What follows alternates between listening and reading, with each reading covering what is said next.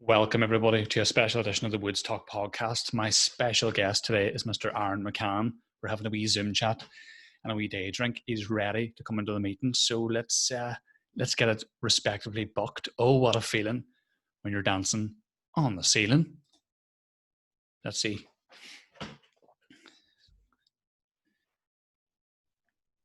Oh, there's the big man. What's happening? How are you, mate? Good to see you, even if it's virtual. Very good to see you. Can you hear me off this microphone? Does it sound all right? It sounds spot on, yeah. Can you hear me okay? Sir, does that sound better? That sounds even more Here, crisp. that's what you pay for a lot. You know what I mean? That's Aaron McCann. You buy cheap, you buy twice. Oh, don't chat. You know what I mean? I'm married, fuck's sake. So, how are you, mate? Thanks for coming on. Welcome to WoodsTalk, first of all. Thank you, sir. Thanks for having me. You're very welcome. We decided when we were going to do this that we were going to have a wee day drink because Yes. if you can't treat yourself, who can you treat? Yes. Yeah, so Someday for it, lad. You're on the Stella and I'm on the Sing Tao, which is from, I think it's from Maville, I want to say. Would that be Maville? you got a fucking Beer 52 subscription or something? Sir, Tesca, free for $5. But it actually that's what I miss is the Lavery's like beer of the months, like the beers you couldn't even pronounce. Oh yeah, look, because there was always like there was what's the Japanese one, Asahi, Yeah.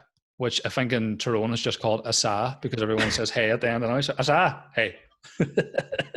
Asa is when your granddad sees your iPod and asks what it is. Asa. Asa. The fuck. Song's not there. It's not big enough for a tape. Cunt. You're telling me I can get the whole Hugo Duncan album and that? the whole discography. Do you remember when he did that metal album with Metallica? Remember the collaboration? Enter Sandman. He's a good lad. Love him. Enter Strabane. You're now entering Strabane. I'm skint. What the fuck? I think Hugo Duncan would do collaborations with anybody because didn't he go bankrupt about a year ago? Mm-hmm. Something like that. So I'm going to open this bottle live on the podcast. So hopefully it comes through for the dirty. Oh, why? And here's the thing too. I'm using this bottle opener that's actually for Corona because you cut the bottle open with that and then you use this here riggedy bit for the lime. That looks like is that your TD project from like first year? Yeah, I know. It's just me and a soldering iron for 2 hours. And I went green because patriotism or whatever the fuck. I don't know about you, sir, but I was shit at TD. Oh, for sure. That was my worst thing. I can't even chop wood. And with a second name like mine, that you get slagging like. Bars. You know, you should be all about that wood. And I'm like, here, don't slag the big man.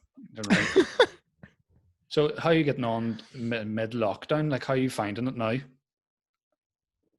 I was honestly 100% up until I'd say this week. And then this week, I'm like, right, it's been 10 weeks now. Like, yeah. And do you think it feels like 10 weeks or does it feel longer to you? Or no, everything just kind of seeps into one. Like, I feel like because every Saturday we order takeout and just get pished.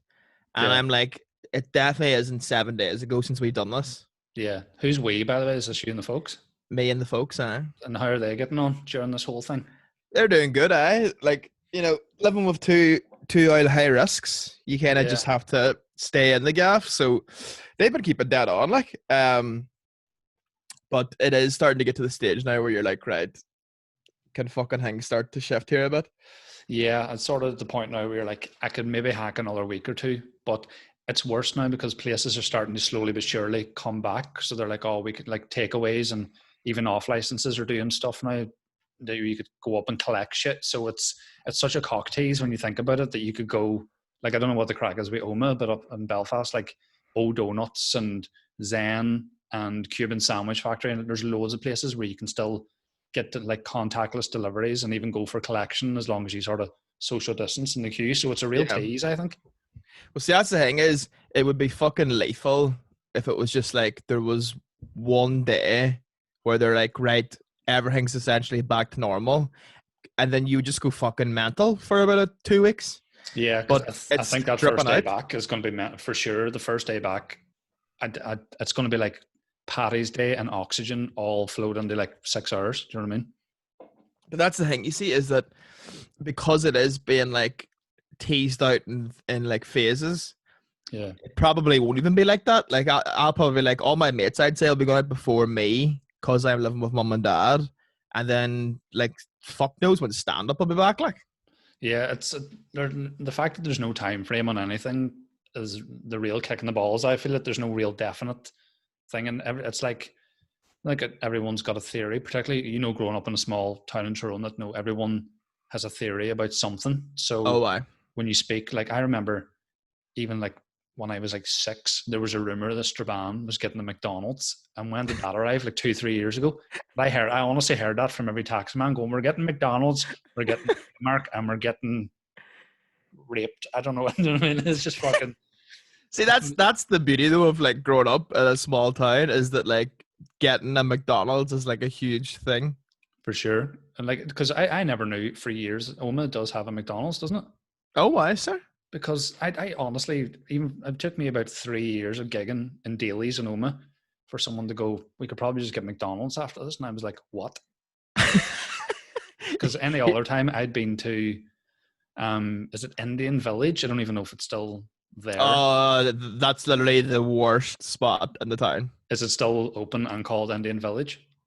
No, it's some other fucking name now, but everyone in the town knows it as that. Like, yeah, I hate those things. Like, it's particularly the same way, the places to like the left of Lavery's, all those kebab shops. It's the same owners, same management, but every 6 weeks, like fucking Snoop Dogg, they'll change their name. So like Indian Village, I'll be Indian Hamlet now. Yeah. And Indian cul-de-sac. Indian Fitna. But I went there, and then I went to a place, and I can't remember if we spoke about this. I assume that we have at some point, but I don't believe it's open in Oma anymore. It was like the size of an alleyway. It was like, was it called American Joe's or American sir, don't do it to me. Holy fuck. What was that? Was there? literally one of the best spots at Oma. Yeah, where you could get a sloppy Joe, and you'd be like, in Oma, there's plenty of sloppy Joes. He did my Wendy's last week. They're still bogging. Sloppy Joe, Touchy Feely Pat, just all the characters. Rapey Declan. Yeah, like that was like we've lost, dude. It's hilarious because like it's so funny how like territorial people get about their Chinese takeaway. Like, I think I don't follow football at all. Yeah. So the closest thing I get to it is like supporting your Chinese or your pizza place, because there's like fucking, yourself, there's like 9 pizza places in Oma, and everyone proclaims that their spot is the best. Like, yeah, because the only place I've heard of that I know you speak about it quite highly is it Giuseppe's? Is that the pizza place you? Fantastic. Because there's Domino's and all that. Ride or die. That's what I am with Giuseppe's. Jesus, ride or die. Right. But do you reckon like people speak about their respective takeaways the same way the football fans speak about their team, where they're like, "Oh, we lost today," but now it'll be like, "We're getting it tough during this coronavirus. We're having to do contactless deliveries." And hopefully they can come back from this, bounce back, and then the new season, come back stronger. All the staff are fit, and we're ready to go. Dumping into couch to 5K there during the lockdowns. I seen something on Twitter that was like some Domino's worker just going with a stall, like up against a fucking like railing somewhere in an alley, and someone goes, "Is this why my fucking pizza's always cold?" Is that why the wings are shite? Fucking mozzarella. The wings are shite. Yeah, I know they've gone downhill. They used to be good, and then now I'm not happy. Like, were they ever good though? Because that's always the thing. Is like, how did they fuck it up? What changed? Yeah, because I suppose maybe it's like imitation chicken that they're using now, where it's like actually just a rat painted white, and then they just deep fry it. Because KFC gravy's changed. And that's the biggest atrocity that's ever happened. Because remember, it used to be like kind of like thick, like, and now it's like the only way I can think to describe it, watery. Watery. And here, you don't want wet gravy, for fuck's sake. Nah. That's too moist for me. Cunts, what's that about? Because like it was never KFC gravy was never gravy. Let's face it. It was, No, you'd never put it in your Sunday dinner, like. No, definitely. And if you did, absolutely hang yourself. And you did get sectioned. Yeah, but the last thing I remember in terms of KFC changing anything was the chips. That's the last time I noticed anything. They did up. I don't know if the chips are better or what the crack is. Yeah, I think it's like Mandela effect, where you can't even remember what the fuck the old one was like. Mandela effect, did you say? What does that mean? I've never heard that. Have you never? So it's like the Mandela effect is like. Is it Nelson Mandela? Yeah. Right. So it's like. Was he forgetful? No, it's like. Did he have Alzheimer's? But it actually ties in with that. The Mandela effect is a conspiracy theory that like Mandela had Alzheimer's. I was in prison for how long? Fuck off. Who's black? Me? You're joking here. Fuck, my dad kept that quiet. American Joe's is closed. I was looking to get me a slap of Joe. Me and Wyclef are going to go for fucking like Wyclef Jean. Which actually does sound like a boy would be from the town. Like, how did Wyclef Jean? Oh, he's a good lad. But his name's actually Dylan. And he's 7 years old. But the Mandela effect is like, so basically there are a bunch of people, or like a lot of people already thought that Nelson Mandela was dead when they announced he was dead. So apparently this ties in with a bunch of shit where it's like, you like, and a lot of it's to do with like fucking like children's like cartoons and films and shit, or the ones I've read anyway.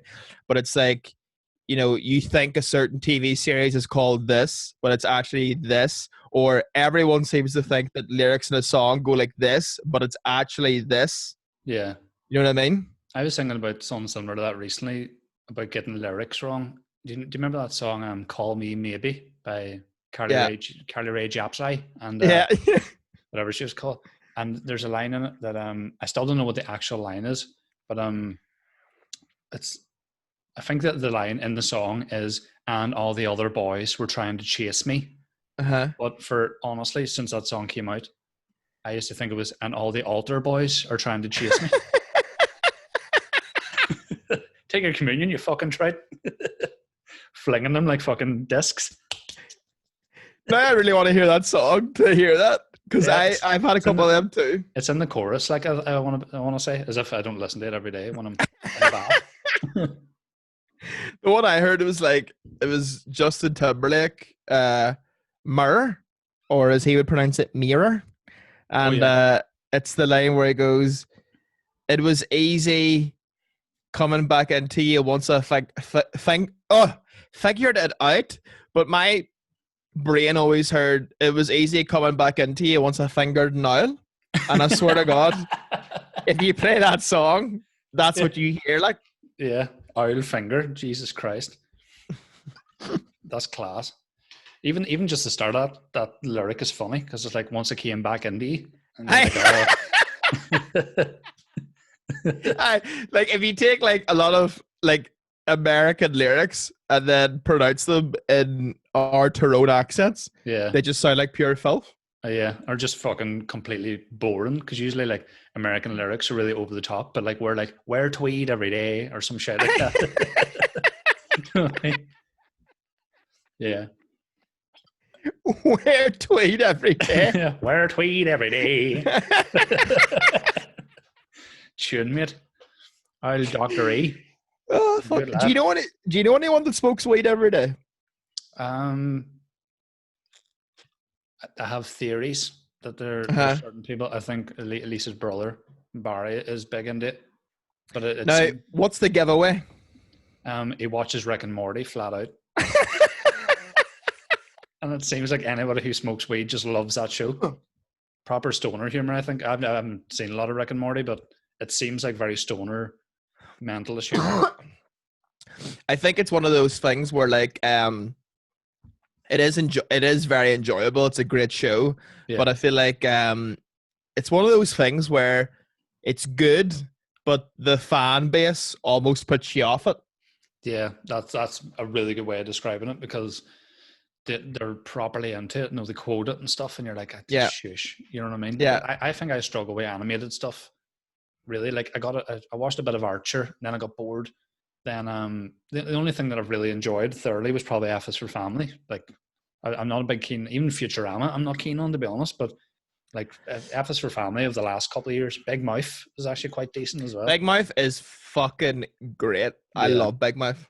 Yeah, I think Nick Kroll is probably one of the most underappreciated like comedians in terms of like his output's always so strong. You know what I mean? Even like when he's a guest star or something, he's brilliant. The League is class, but he doesn't get the attention that he deserves, I feel, Nick Kroll. Here's one for you. If you're not into animated stuff, BoJack Horseman is one of my favorite TV shows, without doubt. Yeah, I haven't seen any of it, but it's probably the one that I would for sure check out, because it's fucking mad. Yeah, because it's got a good like cast and stuff too, isn't it? Got your man from Breaking Bad, Aaron Paul. Yeah, Aaron Paul, who definitely sounds like a tinker, by the way. Yeah. Yeah, there's big Aaron Paul. He's selling sofas by the fucking roadside. Who's fucking looking a chaise long by? When you say a tinker, that just sounds like someone who hasn't got a Me Too accusation yet, but it's en route. It's in the post. Recorded delivery. So, tell me this as well. What was I going to say to you? Do you remember that? Because when I spoke to I did this with Aaron Butler a few days ago, and I'm just trying to surmise, because obviously when you're mates with someone who's like does comedy and stuff, it's such a whirlwind couple of years, because you're doing so many gigs and blah blah blah and some other projects and stuff. Do you think was the first time we met was definitely the Dublin heat of So You Think You're Funny? Oh, that was definitely the first time that we were in the same room, anyway, for sure. Well, I saw, so that was the first time that we met, but the first time I'd actually saw you was the first show I went to in Daly's, where it was you, Ronan Linsky, and Aisling B. Yeah. Right. So yeah, and that was donkeys ago too, like, wasn't it? Because obviously that was like literally the week before my first gig. And your first gig was Daly's, wasn't it too? My first gig was Daly's. December, I want to say December the 11th. Right. Was my first gig. 2000 and I started when I was 17. Yeah. What year was that? That was like 8. That was about 8 years ago. I'd say about 2013. Yeah, because or 2012. I definitely think in terms of the month and date, you're probably spot on, because I used to, Daly's was always like the first Friday of the month, and I remember like 6 in a row, I was always on the December gig. They were always like, we want to keep some continuity between all the Christmas gigs, so I think I did like 6 in December or some shit overall before it went. I was always on the Christmas bill, so yeah, that's plausible that you were like early December for sure. But it's mad even looking back, because you have this ability even now to like be a massive, or not a massive, you seem to be part of someone's life very quickly, and I mean that in the best possible way, where it's like you can meet someone in Thompson's and then the next day you're opening a joint checking account with them. Do you know what I mean? Because we spoke briefly at that gig, and then we did the gig, and then you were like, I have to go get a bus back to Oma from Dublin here. And then we were having drinks, and you just didn't bother going for that bus. So you were like, here, sir, see that bus I didn't bother my hole to get? I missed it. I fucking missed it, mate. So can I come back to Belfast for you? And then within like an hour of meeting you, I agreed that you could stay in my flat. And then Lisa woke up the next morning, and then she was like, yeah, there's some guy on our sofa. And I was like, oh, that's Aaron, yeah. He had 1,000 chicken McNuggets in an hour one time, or whatever the fuck it was. You have this ability to just always like be part of someone's life very quickly, and I mean that in a fucking good way, like, obviously. That's interesting. That's the first time someone's told me that. But yeah, I remember. I remember that very well, actually, because I remember that was like must have been.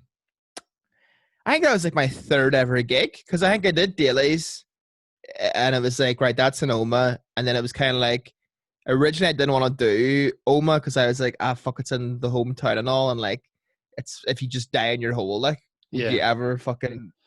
But then you're like, fucking, it seems like a good club and all, and Terry Keys and Chris Bowes helped me out and like set me up with a spot, and then second gig was the Pav. Dailies went great, and then the second gig was the Pav, died my arse. Yeah. And then the third gig was So You Think You're Funny. Yeah. I think the Pav, the pavilion in Belfast, for anybody who doesn't know, is like the ultimate in sort of bringing you back down to earth in a way. Or it's like it's back to the grindstone. If you're looking at a gig to kind of get you to shake off any ego that you might have for even a day or two, go to the Pav. But it's great though, because you do need that. You need to be brought down and like absolutely be like, oh, you're not really like, you're not fucking Bill Hicks, like. Yeah, and even at that, the Pav is, because it's an open mic night, it's always difficult. So even if you can get a lukewarm response from certain new stuff that you're trying, you're like, there's actually legs to that, because if I can get a wee bit of laughter in the Pav, you could bring it to Lavery's or Queen's or Daly's or wherever, and it'll probably get a fucking round of applause. It's weird. Absolutely. Yeah. So it just feels like so much has happened since that chance meeting in Dublin. You know what I mean? Oh, it's wild. Like Ulster Hall and stuff like that there, and then general squad gigs and Lavery's and stuff like that there. But it does feel like it feels like there's a longevity to how long we've known each other, but at the same time, it feels like it's fucking flew in. Does that make sense? I don't even know what I did before I did stand up. Yeah, this is like fucking like Jason Bourne or something like that there. I just don't remember, man. I literally have no, like, I was like, how the fuck did I fill my evenings? Like, what did I do? Yeah, because I suppose like it becomes when you start doing stand up, it dominates your free time, and then obviously most of your evenings and nights as well if you're gigging flat out. So yeah, pre stand up, it's kind of hard to go, what did I do? Yeah. Just sit when you're not thinking about material or trying to book gigs, or because even now it's very weird that being able to switch off from stand up is very difficult, because even if you're like you say, you sit down to watch Tiger King, you're thinking, well, I would need to get a bit or two out of this because it's what people are talking about, so you need to have something. So can you 100% enjoy it as a customer of Netflix, really, when you're thinking as a comedian, when you're like, I need to think of bits and I could think of a sketch out of this. So it completely dominates your mind. I think it's very strange, like, because even like you can't obviously gig flat out much over here unless you're absolutely raking it in. So it's like, but I even enjoy just going to the stand up nights that I'm not on. I just like fucking chilling out and having the crack. Yeah, I think some of the backstage chat, it's more like between like 7 or 8 of us at those charity gigs that we've done like the last year or two. Oh yeah, that's the best part. It's worthy of a podcast in and of itself, but it's like being a gladiator. It's just everybody's trying to out funny each other. So like you couldn't even record that because it's just too mental to listen to. It's so fast paced in terms of slagging and stories and stuff like that. There, it's mad. Yeah. I love it. I fucking love it. But like, that's the thing now. Is like, now that this shit's happened, and you're like, oh fuck me, like, because I think you're gonna take it almost for granted slightly that you get to do it. And now that this has happened, you're like, fuck me, it'd be class to do a gig like next week.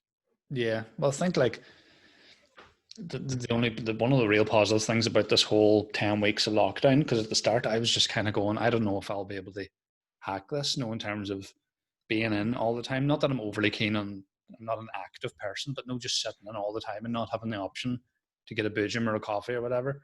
But definitely, like, in terms of fucking, it was the big two. Yeah, the big two. God forbid I'd speak to the wife. You know what I mean? There must be someone on telly. Mom will be fine. But in terms of perspective, for sure. Like, if when this lockdown's done, you don't have any perspective on where you are and what you like doing and like how you want to fill your time, then you've completely wasted it. You should see it as an opportunity, I think. Yeah, how have you been filling your days? I'm still working, so I still have Monday to Friday in terms of work. But like in the evenings, I'm not doing a wild lot of stand-up related stuff in terms of like writing material and stuff, doing wee bits here and there, but I'm enjoying the sort of a wee break from it as well as kind of missing it. But I started that Couch to 5K app running. Right. Just Lisa started it before me, and I was like, sure, I'll tag along for the very first run just for the crack, because of the weather being good too. It's actually quite an attractive prospect to go, let's go for a run, the fuck, down to the Odyssey or whatever. And I finished week 5 of 9 there yesterday, so that was me. Fuck me. It doesn't sound like much, but obviously the first week is like you run for like 30 seconds, you take a 30-second break, and then you start again, and there's a voiceover. Sort of keeps you on track. Whereas yesterday I completed week 5, which is just 20 minutes nonstop, which I couldn't have done 4 or 5 weeks ago. Definitely not. So that's what I'm trying to do to keep active, because it's good to just kind of get out of the house for a bit, and it just kind of clears your head, and you just fire on Spotify and then just walk away, you know. And how many days a week are you running with that? There's 3 runs per week, and they kind of suggest to have a day in between. So I do Monday, Wednesday, and Friday, because I like doing it on a Friday, because I'm like, well, this is a weekend, so once I get this done, I can get my Sing Tao. You know what I mean? And make a fucking Caesar salad and have a wank in the bath. Like, it's you gotta you got a nice reward system there for sure, man. Like, the trifecta. During the week, I'm just making omelets like a fucking poof, and you know what I mean. So it's you know, I'm eating healthy, and I'm not drinking as much lemonade during the week. So on Friday, the big man goes wild. Sing Tao, Pepsi, squashies, fucking shit. Ever see him? That's what I look like right now. Squashy dick. Here, controversial hot take. Wouldn't thank you for a salt and vinegar crisp. Would you not, sir? No. I'm not. I don't like. I can see where you're coming from, but what flavor is superior in your mind? Cheese and onion. Cheese and onion. Oh, aye. Potato, aye. Yeah, which is, you know, it's this is a conversation me and my mate had uni, is we were talking about. So there's a guy that we're mates with who, good looking fella, like type of fella could get the right off Tinder just through sending gifts.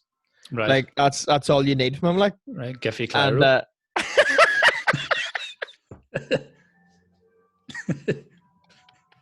at the GIF. At the GIF. GIF and chip.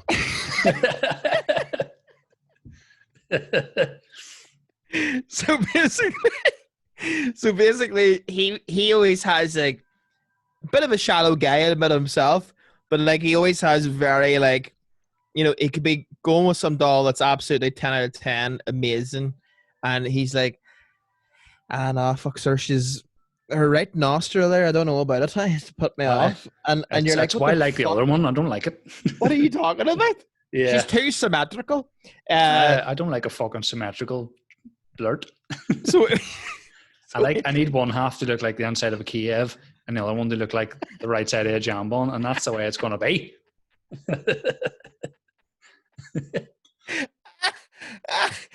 The inside of a Kiev. Chicken Kiev. Chicken Ukraine.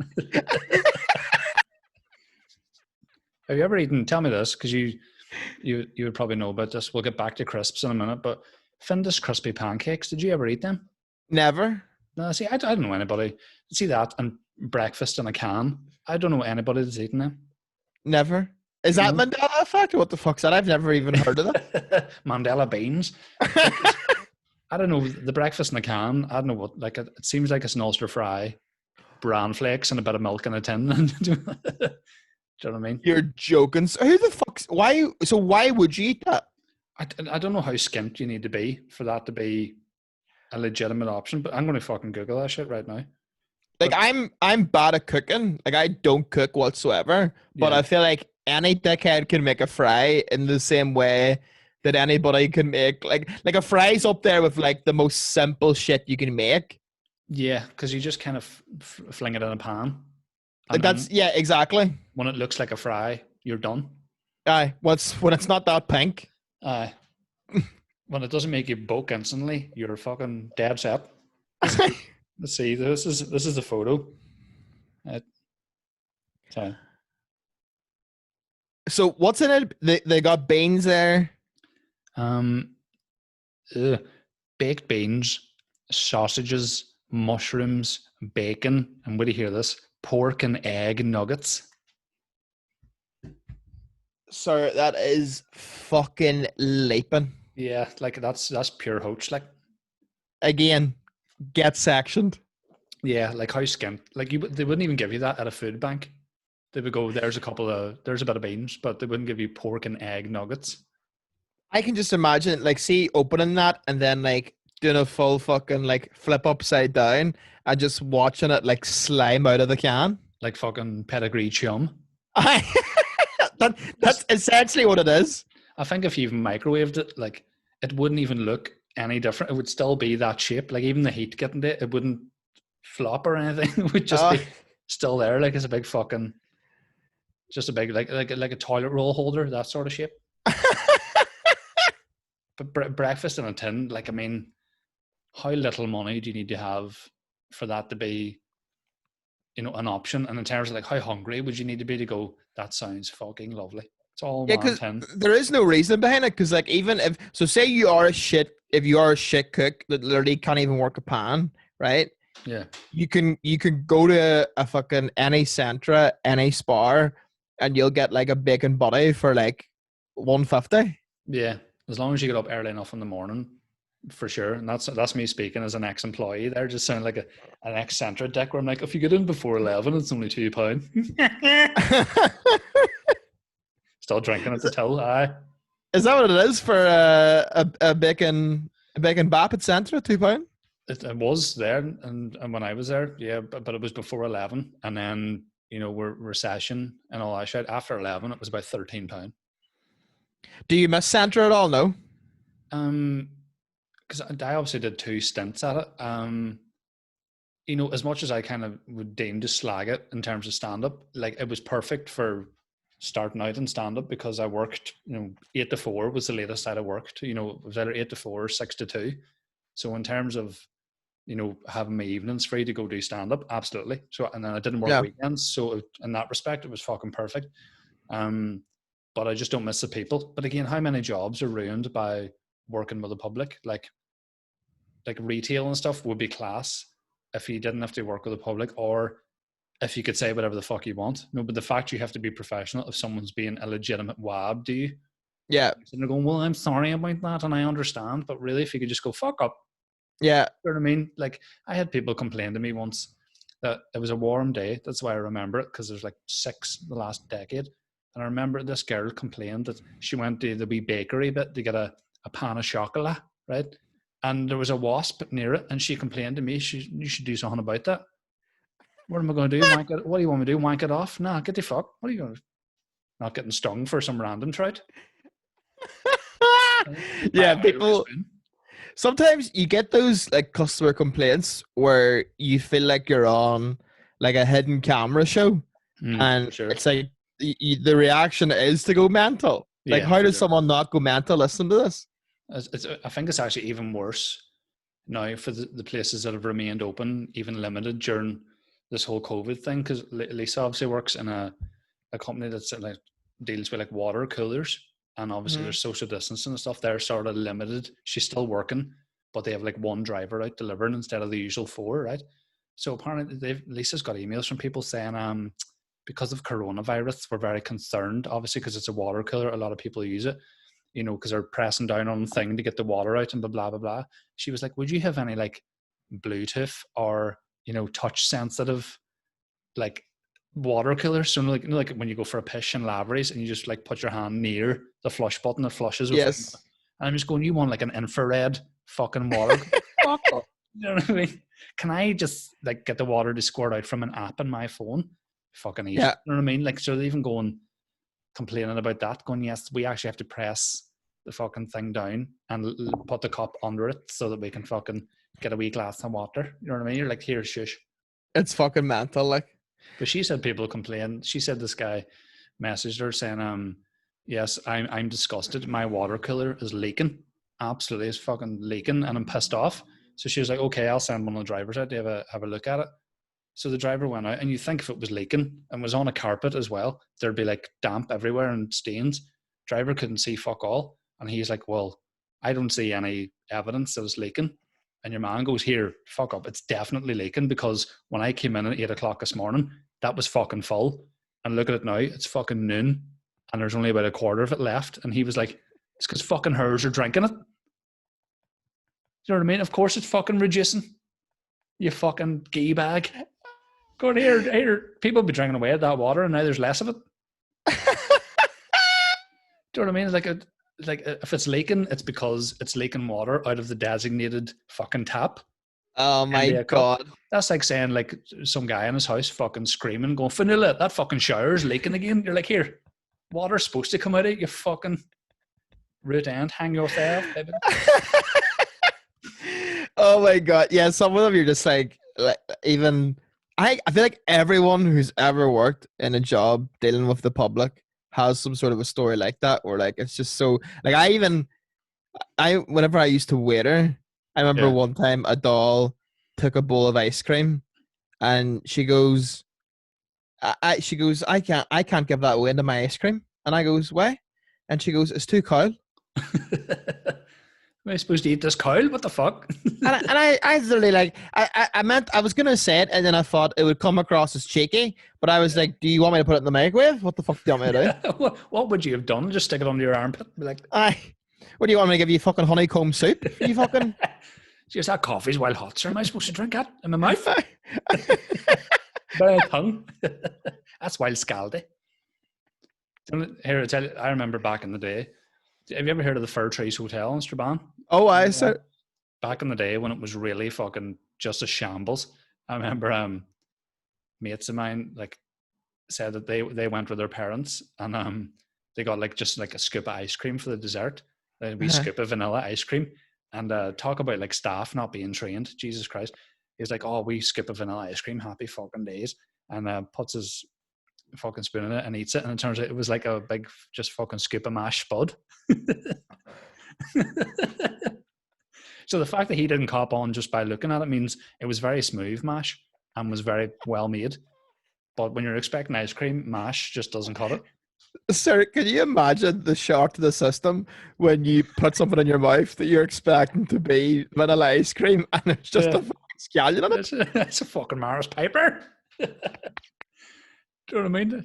I thought that was a Viennetta. Turns out it's a fucking beef Wellington.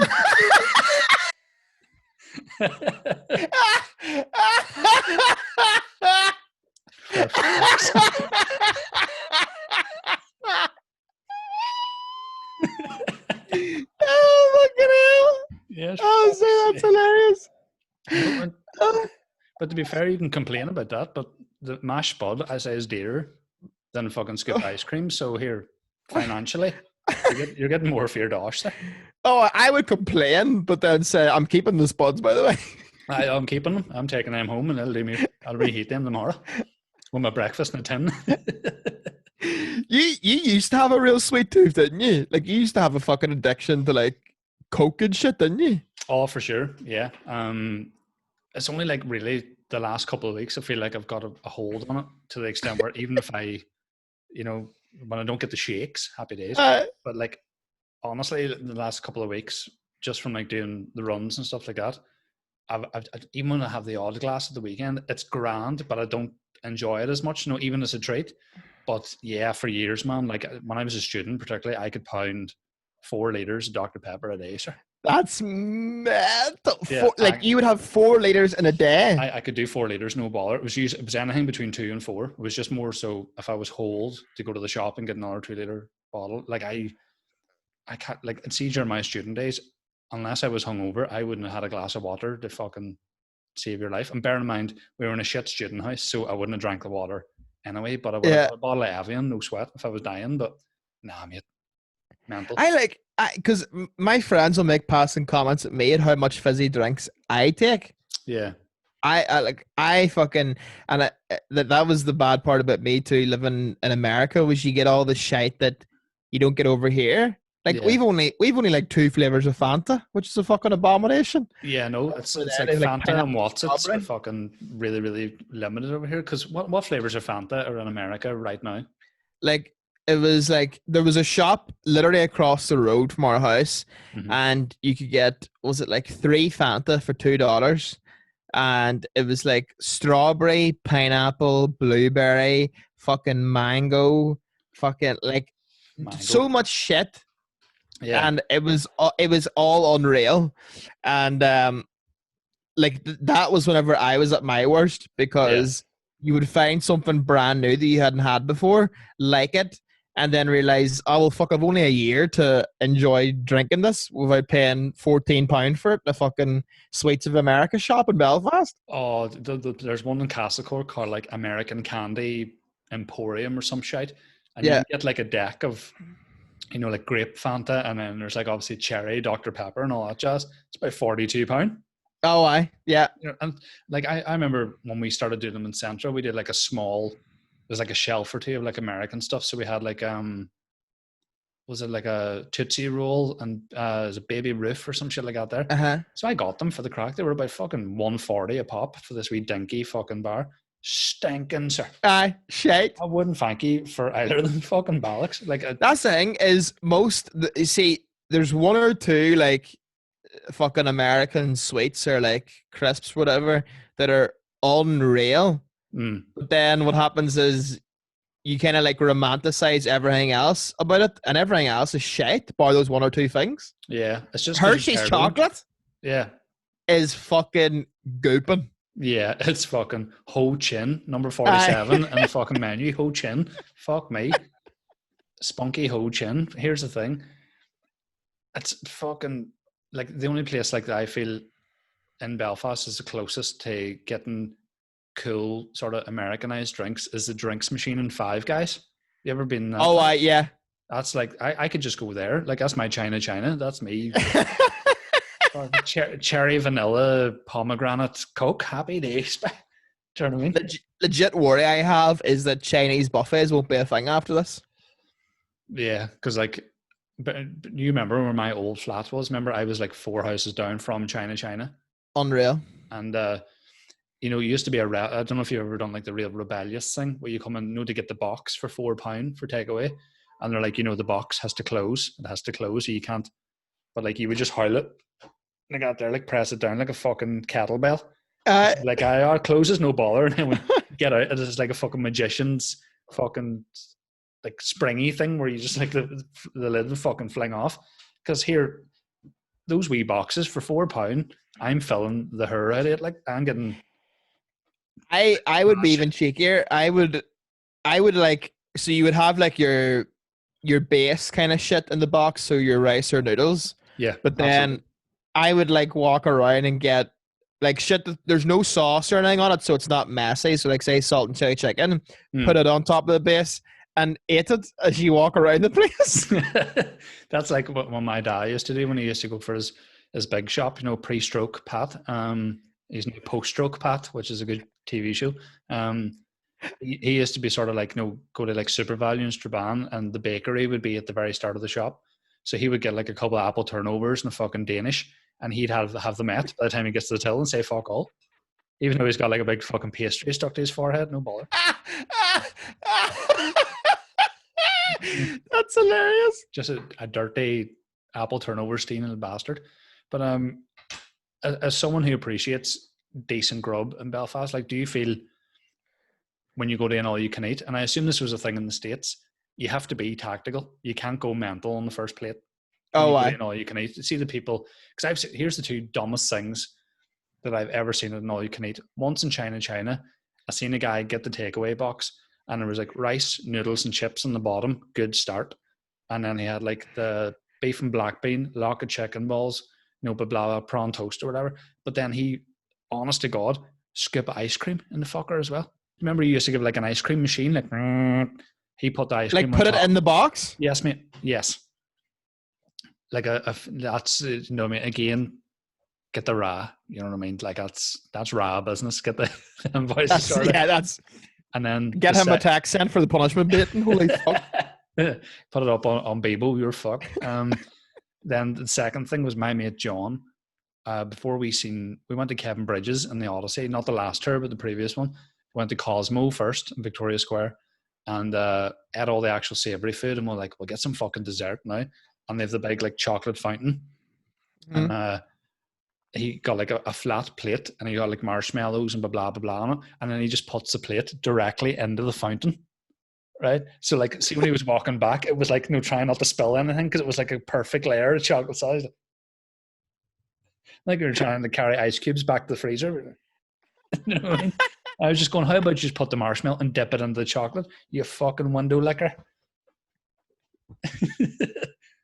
You could lick free a window, you gazebo licking bastard. That's hilarious. But anyway, here, tell me about the crisps thing. Sorry, we got sidetracked there. The crippy situation. Oh, sorry. We opened too many tabs there. So basically, too many incognito. For busting out from a box sack. You know, a scrot meal. Your box sack, did you say? I'm a box sack. So basically, like my mate was like, right, well, everyone has like really shallow things that put them off, like good looking people. And he's like, and if you don't, you're lying. Yeah. So we all kind of like set ours, and mine's was something that absolutely turns me is a doll having a packet of crisps, but like ones that leave like dust on the fingers. I was like, that fucking turns me. I can never watch someone eat a packet of crisps. Yeah, it's like there's certain crisps are not sexy. You know, if you had Scarlett Johansson with a bag of Monster Munch, you'd be like, here, let me knob you first. But if a bag of kettle chips, I'd be like, here, I'm glazing your belly like fucking. Because they're the most Protestant crisps. Kettle chips, prod, are they? Oh, aye. What's the most Hague crisps? Good question. I'd say McCoy's, Real Alphagian. Because of the Mac in it. I'll Stephen McCoy. Which again sounds like a Paramount 3 man. Yeah, and Alistair kettle chips. But here, by the way, like I'll remember to bring this up after, but in terms of like the crippies, the worst thing I've seen is like non-sexy crisps is when I was in P5. This guy, I can't remember his name. He made crisp sandwiches, right? With a bag of Skips. Sir. The orange dust, that's prod. Sir. Prod Stewart, I tell you what. No offense to any prods listening, but Skips in a sandwich, there's no need for that. Like, sir, Skips is one of those things where, did you ever eat something so much as a weigh-in that it made you bulk and now you can't eat it? Yeah, for sure.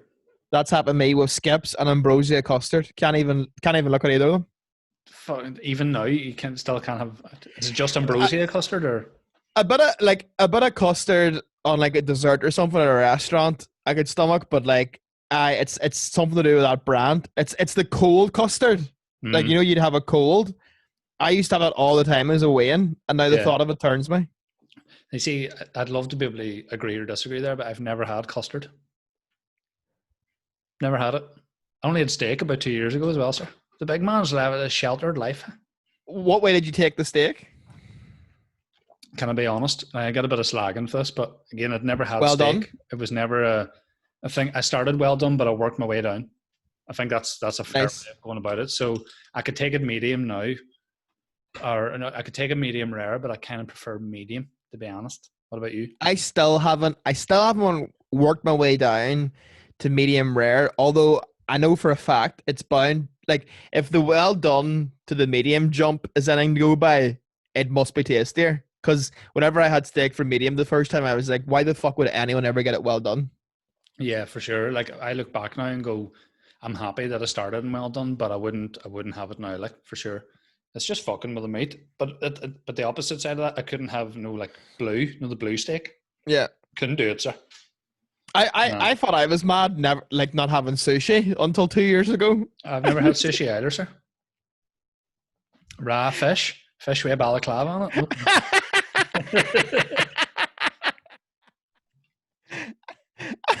I'm not getting fucking kneecapped by a tuna. Tell you what. No, I've never had sushi, and until like a year ago, I'd never seen Bad Boys. So, why am I still here? Fuck me. I watched Bad Boys recently. Didn't like it. No? Nah, Well, to be fair, I think aged watching it badly. now. Yeah. Have you seen The Matrix? Yeah. Yeah, right. Cool. Well, I'll chat to you later on, I'm sure. Here, good luck. Take her easy. But we were talking there about sectarian food for sure. And I don't know if I know it's a bit you do, but I don't know if it's true or something you've invented. I hope it's true and I believe so. But I haven't heard this from you directly. I've just heard people talk about this. Is it true that in Oma there's a Prod and Tague Subway? 100%. Gonna explain that to me. I know you've probably done it a million times, but if you can oblige me. So basically, right, again, sort of like when Strabane was getting the McDonald's. Yeah. People were talking in the town about, so basically there was we have Main Street. Main Street is it's changed businesses all the time, but essentially it's like 7 wee spots for shops, restaurants, bars, whatever the fuck they decide to put in there. Is that where like Main Street in Oma, is there like Super Value and Bob and Bert's? Is that Main Street? No, it's do you know right where that is? Do you know where the Subway is that's beside that, like near that? Yeah. Right, so it's like you've got the Super Value, and then right across the road, you walk for 2 minutes, and there's a Subway right there. Oh, right, yeah. So that Subway's on Main Street, and again, same thing. People were like, "Fuck, I think the last building in Main Street, they're gonna turn into a Subway, sir." Yeah. And no one had even really I don't think Subway had enough hype about it to really anyone to give a fuck. Yeah. But and then it opened up, and then literally. A couple of months, I think it was a couple of months later, they opened up another Subway, but it was literally in the most Protestant area in the town. Right. And so ever since then, and the OG Catholic Subway it's beside the Academy, yes, but it's also like a hot spot for lunch for 2 of the Catholic schools in town. Right. So literally all the prod schools are going to one Subway and all the Catholic ones are going to the other. So that's how it started off. Swear to God. Because I kept thinking when I heard that, I heard it from other comedians, but I hadn't heard it from you. I was like, I wonder what makes one specifically Catholic. So I'm wondering, is it very sort of, Catholic in that all you can get is lettuce, mayonnaise, and carrot because it's green, white, and gold. Like green, white, and orange. And I don't know, does the Prod one just do truffle oil and all? It's just super fancy. The Catholic one doesn't have a BLT. It's just called the IRA. Big lanky Tague.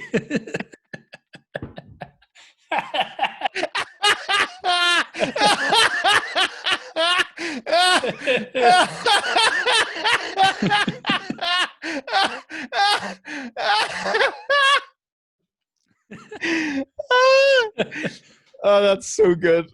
Yeah. Oh, that's tremendous. That's mad. Hey? But I wonder, is the problem so fancy that you're you could get sub of the day and some cava and a mortgage? I will say, and I've had people too, being a half a Jaffa, you get to kind of have a really non-biased take on anything. Yeah. I do think the Protestant one is legit nicer. All right enough. As in does better subs. I don't know how. Yeah. I don't know what's going on there. But I've had Catholics also say the same. Saying, listen, gotta admit, the Protestant one for some reason is nicer. Do you reckon it's because all the staff in the Catholic one are too busy catering for wakes? There's some Tague and onion. There's bound to have been a wake in history that's had Subway do the catering. Yeah, well, if not, I'm going to be the first one. I tell you what, Nando's or something, anything. I want to have decent food. You know what I mean? Imagine the big foot long sub. You know what I mean? They just rest it on top of the coffin. The class. Wake ham sandwiches though do hit differently. For Like, sure. and it's such a cliche thing, but there's something about it. They definitely do. Yeah. People generally speak about wakes the same way they'll speak about a wedding, where they're like, "Ah, the food was good."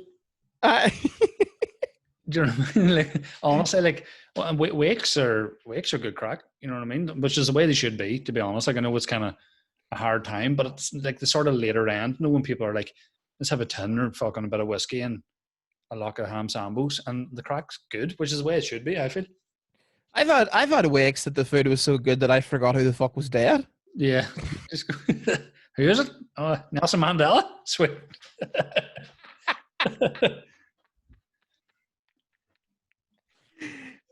Isn't that mad?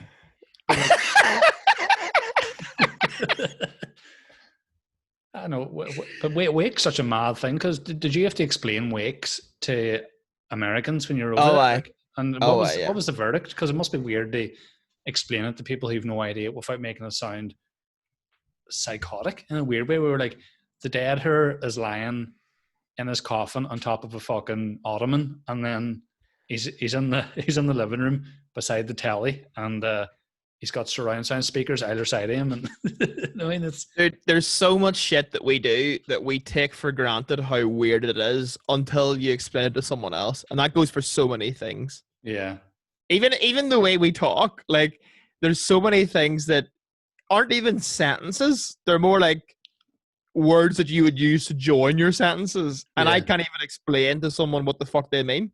yeah. Like, I think we must be the most slang orientated people overall, because 110%. usually, like, when you see slang, I assume in the States or even in England, slang is very much a young person's game. But here, even like grannies, aunties, uncles, even your parents will still dish out the odd thing that's very slang orientated. It's very specific to us. I feel like you could hear your granny call someone a hallion Yeah, for sure. but it's hilarious how with how small Northern Ireland is, that the slang is completely different in Oma and Strabane to Belfast. Like different words. Yeah, and I wonder if it plays into the fact that technically, we're from towns that we are somewhat close, but in terms of like stand up, we are still so very different. Even if we talk about the same things, it still Yeah. comes across differently. Maybe that's something to do with it, I feel. Like what's something that you didn't even think about yourself until you went to uni and then someone pointed it out and you're like, oh fuck right. Yeah. Well, I know when I went to uni, the first thing that I always got, and I still get it the odd time now, was, "Are you from Derry?" Which Right. is an obvious confusion. But the weird thing, and this is boring as fuck, but like, people in Belfast say "scundered," and that's, I Yes, believe, yeah. like, is that embarrassed? Like, I was scundered, like, Yeah. whereas in We say Strabane, wrecked. you say wrecked. In Strabane, we used to say "scunnered." We took out the D, scunnered, but it wasn't like embarrassed. It was more like you were fed up. Like, I'm scunnered with that. Do you know what I mean? But I obviously, see. but I always thought that they meant to say scunnered. So I was like, "Well, do you mean scunnered?" And they were like, "Nah, mate." See, for some reason, like Casey was telling me this, where it was like scundered is like over here, it's I'm wrecked or I'm fed up. But for some reason, I always had the Belfast one. I was like, it means embarrassed, you fucking. Yeah, But I don't know where that came from. yeah, it's something. I remember speaking to my old centre manager, who's from Banbridge, and we spoke about it. But he was like, "I've never heard anybody ever say scunnered at all." So maybe it was something from when I was a lot younger. You know what I mean? See, But it doesn't even seem to goes be a like thing anymore. slang goes by even friend group. Yeah, for sure. Like a lot of ones I know say dace, just for decent.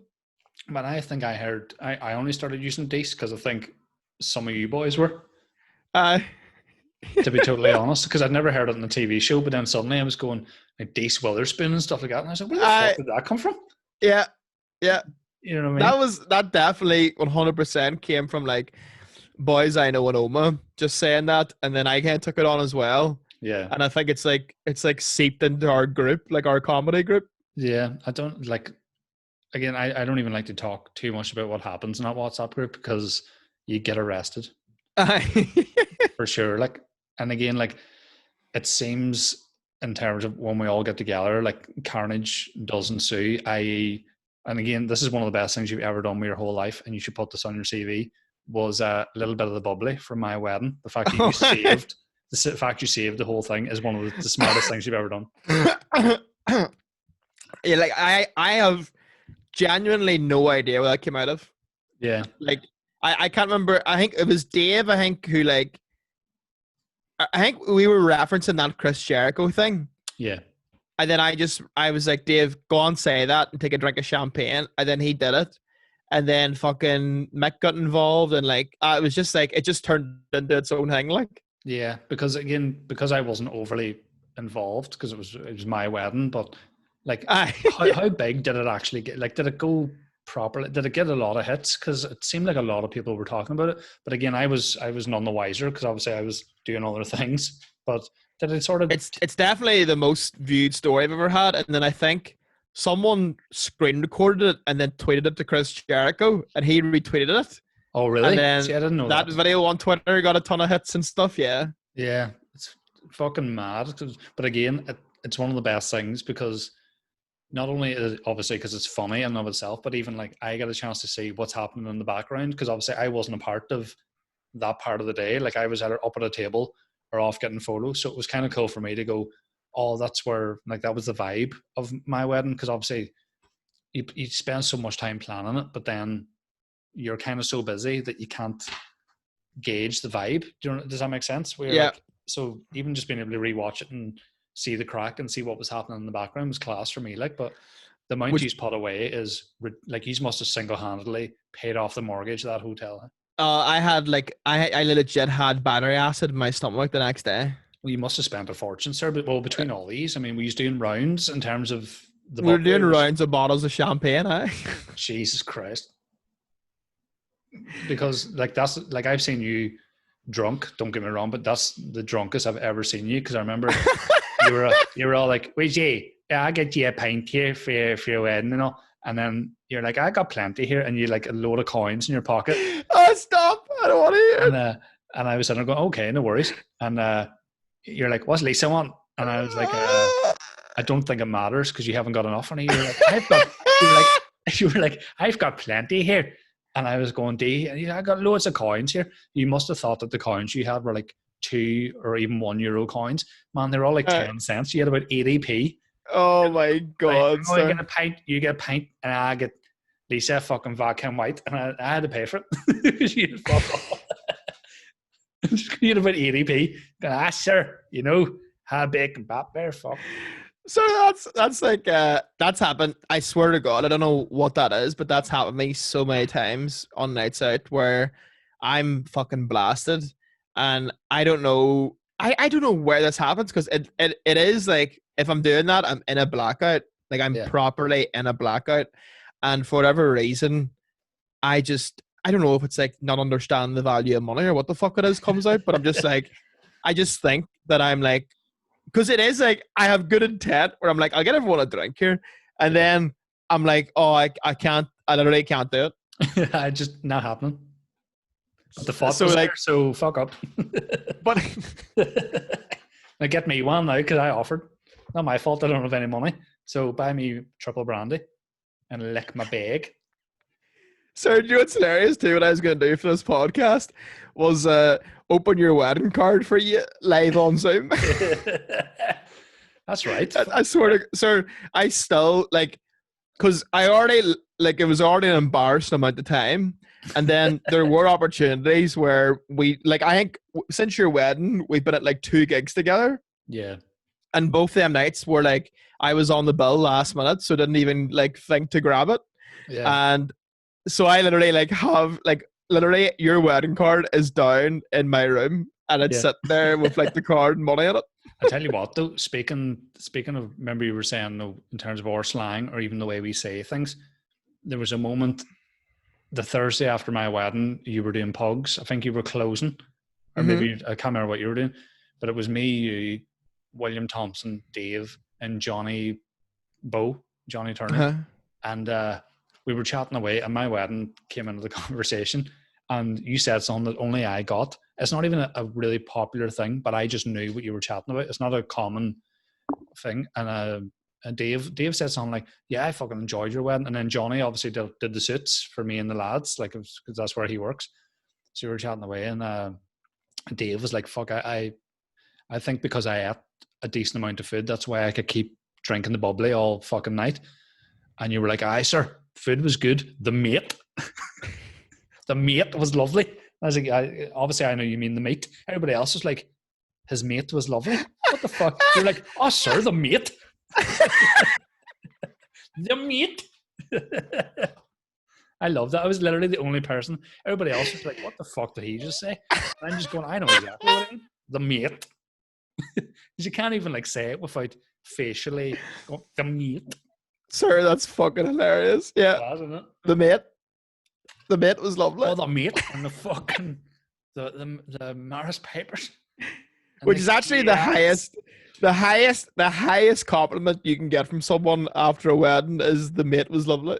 Yeah, if you've got shite food and a shite band, you're done. Like, it doesn't matter if you had fucking certain flowers or, you know what I mean, like a really cool cake. No one gives a fuck, because it's obviously it's such a long day for people that if the food's dick and the music's shite, it's even worse. Because I've been to a few weddings, I'll not name names. It's nobody we know, but there's been a few family weddings I've been to where that was just shite. So it was like, you know, when you arrive at the hotel, you get checked in or whatever, and then you go for a pint, but then you would like a wee something to eat before you go in for the dinner to keep you going. Hence why me and Lisa made sure there was food prior to the dinner. But I've been to weddings where there was fuck all before the dinner, and you've had a few pints and the crack's good, and then before you know it, you're like, I am fucking half blocky Balboa here. Yeah. You're like, I'm full. I haven't even had a fucking drop of soup yet.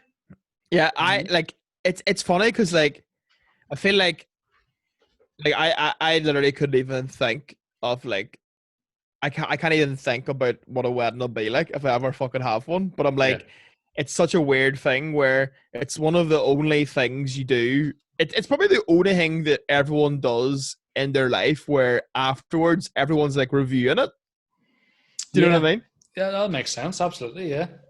It's mad because, like, as I say, it all boils down to the food and the music, but everyone turns into like a reviewer then, where they're like, "Oh, I actually thought the band were out of time in a certain couple of songs, and the mate could have been a bit better or whatever." But like, for the amount of aspects of a wedding, it all boils down to those two fucking things. That's why I was happy that we had obviously decent grub, and then obviously the lads from Oma, the hootenannies.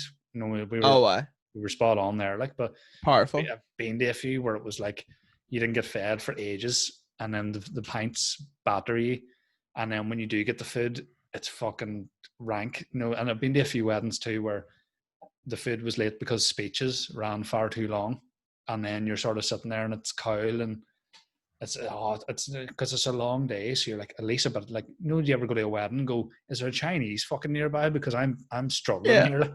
I just need a lock of prawn crackers with my Smithwick's and we're fucking I have been banjaxed at every it's a tradition I'm going to keep up actually for the rest, but every squad wedding I've been banjaxed. Like, yeah, like I think the day after Shane's, we stayed in wasn't the Premier Inn after Shane's wedding. We were all stayed. Was it Premier Inn?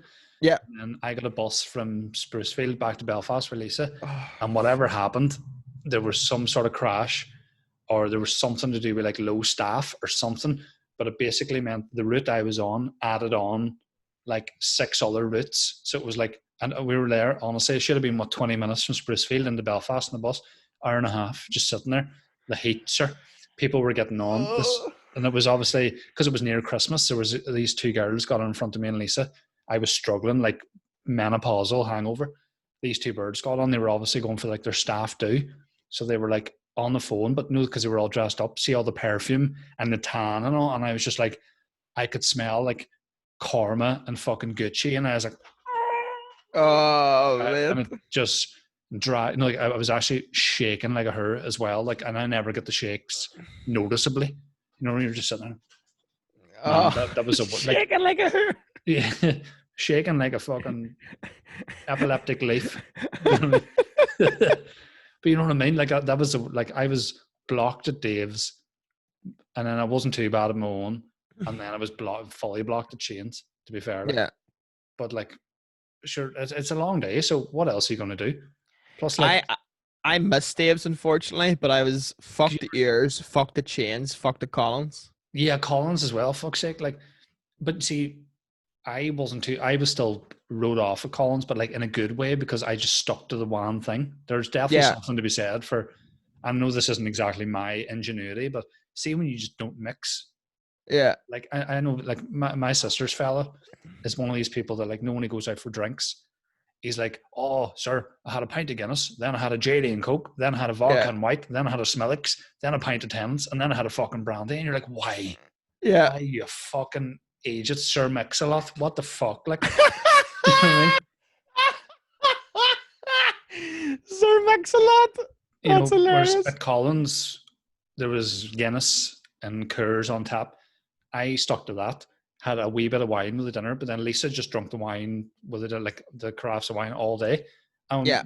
for the second day, we were both spot on, like legitimately, like not tired, not fuck all, like just it's something to be said about just sticking to the one thing. But I think you need a drink for weddings, like even if you don't always drink it. I always feel like if you're a beer drinker, Smithwick's or Guinness is spot on for the early weddings. I feel Guinness more so Smithwick's, I would say. I think Guinness makes you a wee bit sleepy. Like Guinness is something that I only like talking about, like getting in the steak 2 years ago and stuff like that. I literally only started to like Guinness Christmas just passed. Right enough. What was the difference, do you feel? I had it in McCann's pub in Oma. It's like, is that near the Prod or Take something? It's Take Street. Yeah. It's like, but like, I swear to God, sir, it's like I'd say it's better than the factory. It's fucking the way it's just so nice. But yeah. I think too that if the first time you have something is a bad experience, puts you off it, because the first time I drank Guinness was like a Dailies one night, and it was Connor Keys would bring his granny sausage rolls, and they were like the best fucking sausage rolls going. Unbelievable, like sir, better, like top quality. Like you talk about good mate. Unbelievable. Good mate and fucking delish pastry. So it was like Mickey was on and he goes, "Do you want a drink?" And I was like, "Aye." And you ever do that one where you just go, "I'll have whatever you're taking." And then Mick comes back with Guinness, and I had must have been about 8 Guinness that night, and just ate a whole pile of sausage rolls. And so the next day I was like, I'm gonna shit out a full fucking Skeletric set. Oh Jesus. You wonder, you're like, here, did I just shite a lava lamp? What the fuck's going on there? Like, you know what I mean? I just shit cat litter. So I hadn't had it like since, and then Christmas passed. I was like, oh, I see the appeal now. Like, yeah, I suppose it's an acquired taste, but I think even if you get a good Guinness as your first one, because it's acquired, it probably doesn't taste good. But if you get it in somewhere that doesn't do a good job, where it's like fizzy, almost, you're like, yeah, it would put you off it for a few years. Because my first pint ever was Guinness, and it was in Sligo, and it turns out to be a good pint, but again I didn't drink it for 2 years because it just didn't appeal to me. And again, that was in Sligo on Paddy's Day, and didn't sit well with me, but it was still good. So imagine you get a bad one, it could put you off for 5 or 6 years easily. Yeah, it's fucking leaping. Like, is there anything you like want to be into but you're not into it? Fannies. Here, am I joking? Blurt Reynolds here? Are you joking? Let me think. I'm obviously massively into music, but the one genre which you'll hate, that not that I don't like it, but I don't know where to start or much about it, is like rap and hip hop. Like, I know I can help you out there. Yeah, because you listen to like mads, like you obviously have the niche aspect of rap and hip hop as well as mainstream, whereas I've never listened to Lil Yachty and stuff like that. So well, you're not missing anything there, but like like even Tyler the Creator, like it's not that I don't like it, I just haven't dedicated any time to that style of music as yet. That's interesting, because like when people say about like I feel like when people say like they like all music, but one genre they're not familiar with, it's never hip hop because it's sort of like the new pop music almost. For sure, yeah. You know, maybe not It's so like the much over UFC here. or something. It's got really fucking mainstream now because obviously Yeah, certain I think certain genres go up and down. Because do you remember like if you look at the charts now, maybe outside of like Foo Fighters, maybe even Biffy, there's not a lot of like rock music in a chart anymore. Like you'd be yeah, lucky to even get indie band. It's all like Timmy Trumpet, Camila Cabello, and yeah. stuff like. So I think it goes up and down. But like as I remember when I did a support slot for your first show in the Stroll, and you wanted each act, me and Terry, to come on to like a hip hop rap tune, and Nerd was the best. She Wants to Move. But Nerd. here, fantastic choice, sir. Oh, for sure. I was a fucking massive nerd fan. Like, Yeah, I know someone. I think my mate, Tom, who you met a few times, looks like a white Mr. T. He's from Woman, but he's seen. I want to say NARD opened for Kendrick Lamar in Glasgow or something a couple of years ago. Oh my He was god! at that, and he said they were outstanding. Like The best concert I've ever been to was the first time I went to like Tyler the Creator's own music festival in LA, what's that and called? he had Camp Flogna. I've seen you tweet about that. I didn't realize that was his though. And he had Pharrell Williams headline, and this was like just after like Happy has been number one on the charts for locker weeks, whatever. Yeah. And he came out in like this really nice white suit, and for the first like 20 minutes, he was doing like Happy and like all these like Disney kind of soundtrack music that he was doing and all this here shit. Yeah. And then literally, he was like, "Hang on, just one second." He's like, "My mic's fucking up here." And he went to the back, and everyone's just kind of standing there. And then all you heard then was that, and people were like losing their fucking minds. That's and then he came back out in the Billionaire Boys Club fucking attire and all this. Class. It was unreal. Is that Lap Dance or something that song's called? Yeah. Down out, burn out, burn out. So good. Oh, mate, it's like that. And Rockstar's the other big one from that album, isn't it? Yeah. In Search of, is that what it's called? That's like, yeah. Because that's like the thing of like, it's like people, like that's one thing about hip hop is that if you go to concerts, it's very common for like rappers, if for whatever reason, like say if like someone's in like a certain home, like someone's hometown or like in a certain area at the same time, they'll just fucking bring them out on stage to do a lot of tunes together. Yeah, it's like it's weird that I don't consider myself like a massive hip hop fan because I've seen D12 live, so class. I've seen Eminem and Jay-Z.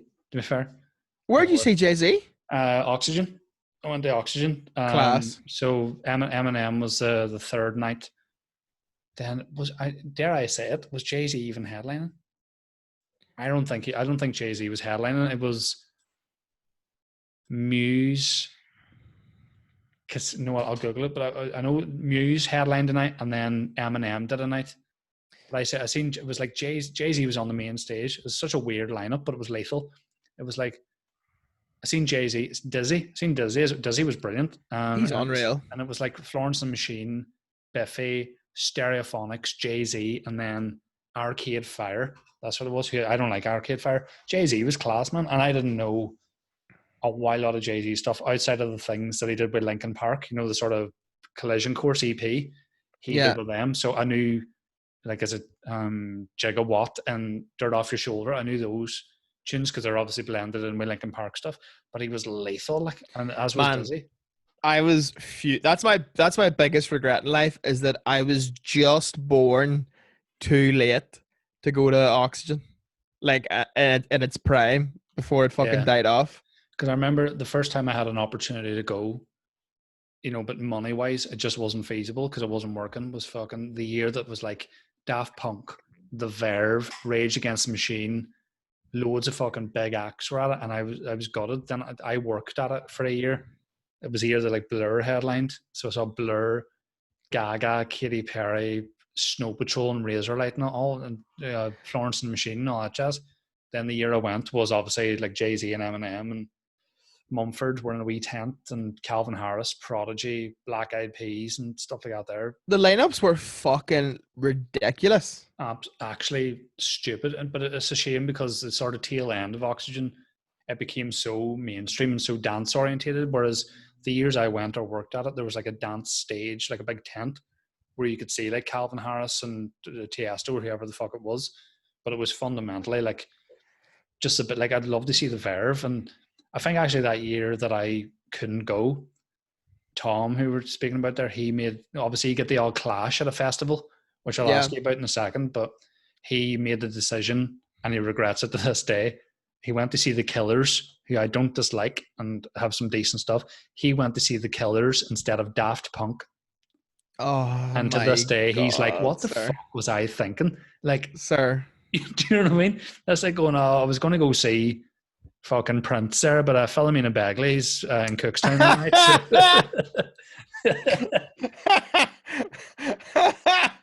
Here's Zeppelin's doing the stroll. Aye, but fuck's sake, no. Kieran Bartlett's doing a live stream.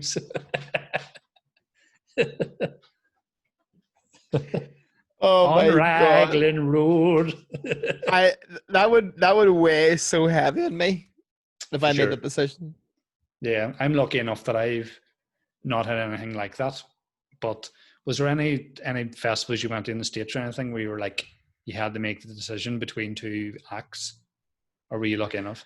I don't think so, no, but like on that topic of like kind of like on the same like note, there was so Adult Swim did a festival like last year. Yeah. And it just so happened that it was on like the same week. So I go out to LA now every year pretty much for Camp Flog now. And that year it was like I remember the year before Adult Swim had their first year doing a music festival, and it was like Run the Jewels were headlining, and so they were doing following year they were doing the same thing. And the headline was like Vince Staples and Jamie XX. It was a decent lineup, but it's like nice wee like it's a small enough festival, like it's only 2 years running. Right. But they had Madlib like DJ, and he's worked with like MF Doom, and like he's one of the best producers going in hip hop. Yeah. So basically Madlib's DJing and everyone's fucking sitting there, and MF Doom comes out, and everyone loses their fucking minds because MF Doom doesn't do any shows and is like considered like by most people, a lot of people, as like one of the best rappers without a doubt. Right, and like so MF Doom and Madlib had an album called Mad Villainy, and like a lot of like real serious hip hop heads are like, yeah, that's one of the best albums ever made. Like that's an essential record to listen to. Yeah. And MF Doom doesn't do concerts, so he came out and everyone's going fucking berserks and just like, what the fuck is this actually happening? Yeah. And the fucking guy takes off his mask and it's Hannibal Buress. Serious? it was Hannibal Buress just in a fucking MF Doom mask, because MF Doom would always wear this big massive metallic mask. Yeah.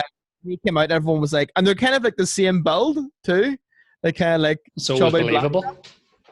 Yeah. So like he came out and like pulled off the mask, and the play, like I thought he was gonna get fucking booed off stage. Yeah. But it wasn't too bad. Actually, people saw the funny side in it. Did he do stand up, or was it just like he just walked off stage then? No, he just came out and then it was just like he was just like he chatted for a bit, like did some like fucking light just chatting shit, and then like walked off. Very surreal, like, but it was so funny. That's mad. But I wonder, so what do you call the guy? MF Doom. So yeah, he doesn't do live shows? Very rarely. Like, how does it work then in terms of making dosh or anything? I mean, how does he... See, I think whenever he, like, these albums, like the last album he would have done was like, I think 2014, I want to say. And then like Mad Villainy was out like 2004. Yeah. So like, I honestly don't know, but like he is like regarded as like one of the best ever. And yeah, it was just like, it was so crazy to live in that for like 2 minutes where I'm like, fuck, I'm seeing MF Doom live here. This is mental. and then it's fucking Hannibal Buress. Yeah, that's mad. Like that's ballsy when you think about it. Yeah. Where like if you went to see Led Zeppelin and then before they kicked into the first track, they all fucking took off their masks and it's the Sugar Babes and you're like, bollocks. Fucking touts. Yeah. But have you ever been to a festival where there was like a surprise act or anything like that? No, I know that, I know Glasgow does like the whole surprise thing. Isn't it like a legend stage, but you don't know who it is. So it's like Dolly Parton or Stevie Wonder or some shit. No, Yeah. It's never been a thing for me. Apparently, the closest I can honestly say is when Jay-Z was at Oxygen, apparently Beyonce was backstage. Oh fuck. That's the closest I can get. And Alicia Keys, because he did that track they did together, Empire State of Mind. Mhm. And like apparently she was backstage, but then when he did it live, it was some other girl singing. And then when he did N-Words in Paris, it was someone else rapping with him, but it wasn't Kanye. Right. You know what I mean? And that was one of the best concerts I ever went to. All right, enough Jay-Z and Kanye. Jay-Z and Kanye. I had a geography exam the next day, sir. Sir. Fucking GCSEs. Yeah. And I went to it. Do you remember Unreal. that like when you were doing GCSEs and A-levels, even if you didn't give a fuck about them, you still felt that you're like, fuck, this is kind of important to get to the next stage. Whereas when you look back and go, who gives a shit? Like, who gave a fuck? Aye. Like, it didn't matter. No, you used to go like, which a certain person went to the tech and then went on and did great shit. Like, it's so unusual how much you felt it was important, even to go to university. Whereas if I look back now, I still feel that's one of the worst things I ever did was go to uni. I should have, I look at my degree and go, what the fuck was the point in that? Yeah, and I'm in debt, which is never getting repaid. Don't get me wrong, but you kind of go, what the fuck? Like, I wasn't doing stand up until about 2 years into the degree, but still, I should have had the sense to go, if I'm going to do a degree, at least have a degree that's going to get you somewhere directly after. Like where you do a placement, they offer you a job, company car, and all that jazz. If that's your bag. But no, I look back and go, I shouldn't have fucking bothered with that. Still, what was your degree again? Film studies. You know what I mean? So the big man's fucking, destined to work in retail, to be honest. But can you not enjoy a film now?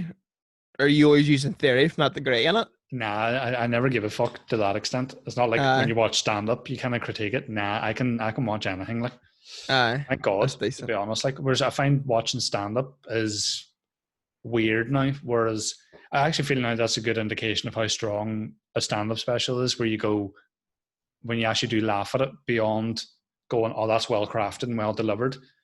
You know what I mean? Like the last Chappelle special, I was able to laugh as well as go, that's fucking ridiculously well. Yeah.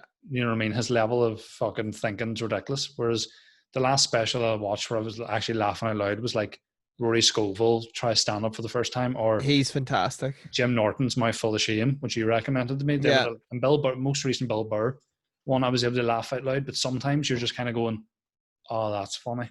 You don't laugh. You're like, that's very good. Yeah. You know what I mean? Yeah. Yeah.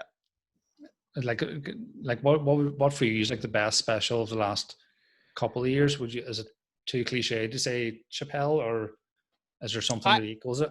I just don't think there's any other genre of entertainment where there's like one guy that's so clearly miles ahead of everyone else. It's a good point, actually. Yeah, for sure. There's nothing else like that. Like, there's no, like, hip hop. There's a debate for sure, like top 10 rappers, but like, I honestly don't think there's a comedian that would say that there's better than Chappelle. Like, and if there is, you could definitely put up a very good argument for it. Yeah, because arguably now, in terms of, people have always said maybe prior to the last special that there's like the greatest living comedian is Chappelle. Whereas now, when you think about it, there's an argument that he's the best ever, because Richard Pryor was obviously considered the best for such a long time. But when you look at Pryor, like the live specials, there's one that's outstanding. The one live on the Sunset Strip where he wears the red suit, talks about Africa and setting himself on fire. That's more thought-provoking than hilarious. Then his first special's not great, so, and is it movies? He's done a few good movies, but Chappelle's like, I can do stand-up, I can do TV really well. I don't do a lot of movies, but when I do, I'm very fucking good in them. So maybe there's an argument now that he's just the best to ever do it.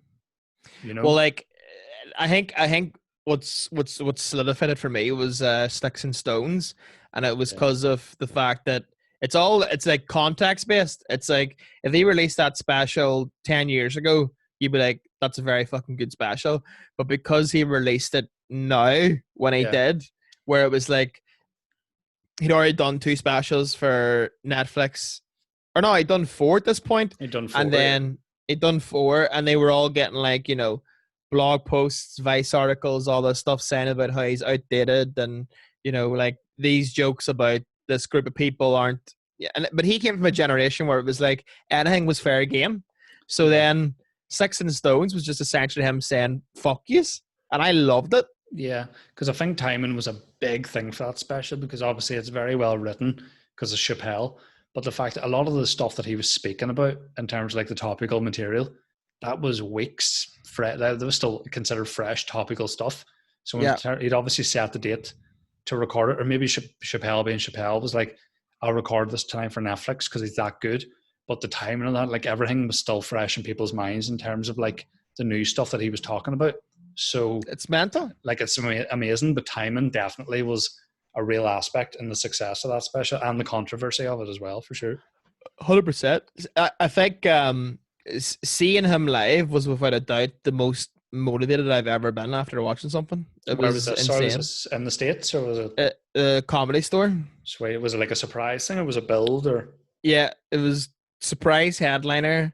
And I had bought tickets to a bunch of them shows before where it's like they don't announce the headliner, but the ticket's like pretty expensive. So you're like, it's going to be someone of a decent caliber. But I bought it one night thinking that it would be Chappelle. Yeah. And then it was like Theo Von opened and the headline was Bill Burr. Yeah. So you're still like, this is fucking unreal. Awesome. But if you're expecting someone, you know, there is a level of disappointment to where it's like, Bill Burr's obviously one of the fucking best to ever do it. One of my favorites as well. But Chappelle, I was like, fuck, am I ever going to see this guy live? And then I got to see him in the Belly Room, the Comedy Store, which is like 80 seats. Right. And he didn't even do material. He was just talking for like an hour and a half. It was unbelievable. That's mad, man. I'd love to be able to say I've done or like been to something like that, but that must be, particularly to see someone of that caliber as well, it must be mad. There's a video of him on YouTube, like it's like the comic strip or something, where he's just talking for 3.5 hours. Yeah. And it's unbelievable. Like how do you get that good? Like that sounds exhausting to me. Like yeah. I couldn't do 3.5 hours in Lavery's. No. 25 tops and then the big man's away for a Farango, tell you what. Yeah. So before I let you go, what's the plans now? You know, has the lockdown affected any of your general or comedy plans, or did you see it as like a welcoming break from things? Or because I know moving to London was a plausible option for you at one point. So what's the crack now? And also tell me about Stop the World as well. Talk to me about that. I think well, to be honest, at the moment my life isn't a whole pile different besides the fact that there's no stand-up and no brunch. Yeah. You know what I gotta say? No poached eggs, right? That's it. And then poached eggs.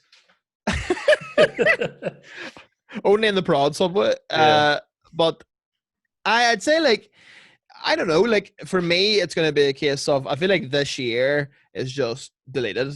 Like I feel like we've all lost kind of like a year essentially, whereby you don't really get to do anything or any shit like that. So I'm just striking this year out, and then next year planning to have the year that I was planning to have this year. So it's like do the Ulster Hall, do the first UK tour, fuck off to London, live away from home again, and just fucking do the same thing I did in LA, which is just start from the bottom of a scene and just see how far you can get. Yeah, that's a good way of thinking about it. So you're rescheduled Ulster Hall. When was Ulster Hall supposed to be? Well, originally it was like, fuck, what date's today? June 30th of May today. 30th May. So it was June the 5th, and then it got rescheduled till September the 5th, which when I heard that I was like, not a fucking chance. Yeah. So now it's been rescheduled till same time next year. So June the 5th. isn't it June 5th next year? Well, that's good. So where can people get tickets to that? Is it via Shine? Yeah, via Shine, Ulster Hall website, all that good stuff. I hate like having to tell people where to get tickets because you're like just type the whole thing into Google and you'll get them. You'll get them like Yeah. the internet is there to make your life easy. Just put in the name of the act or even the venue and you'll get there like. I could understand if you were 78, but And you're like, I want to go see McCann talk about push, but yeah, but thank you very much for coming on. First of all, how often is Stop the World with Aaron McCann, your respective podcast? Stop the World every Tuesday, and then I upload a Patreon every week too, as well. Yeah. So and where can people find Stop the World? Is it all the usual? Everywhere you get her in the podcast world. Awesome. Yeah, I have even found it annoying doing statuses where it's like, here's where to get it, and you're like, again, if you just Google it, you'll find it. You know. Yeah, exactly. Yeah.